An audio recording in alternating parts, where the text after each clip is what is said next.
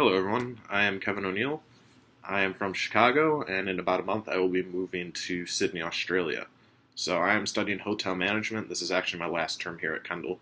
So, for career, I hope to achieve being a rooms division manager for a casino hotel. So, let me ask you a question.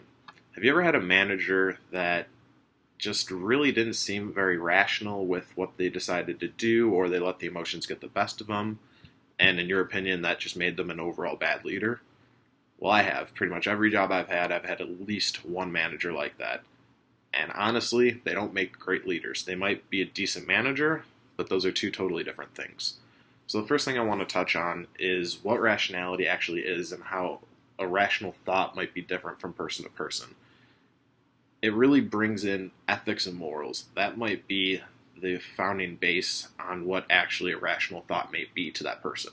If they don't really have strong ethics or morals, most likely their version of a rational thought is going to be a lot different than, say, someone in the hospitality field that knows how to put on a poker face when dealing with an unhappy guest.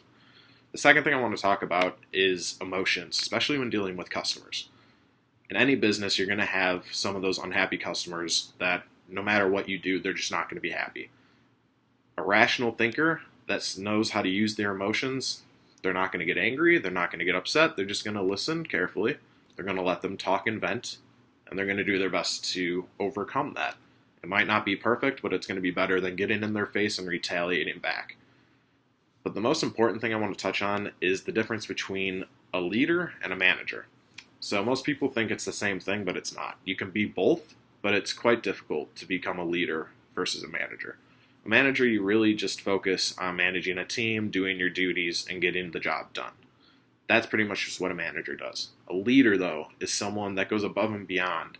They achieve something that they want that's higher than where they're at.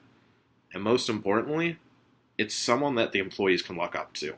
I think that's the biggest factor, especially within the hospitality world. When you see managers, you can tell if they're respected by their employees or if they're just the manager that's just there doing the schedule and telling them what to do. Overall, I hope this gives you somewhat of a general aspect on what my opinion is when it comes to a leader versus a manager and the use of a rational thought and emotion and how that can play a huge effect in any business that we look at nowadays. Have a good one.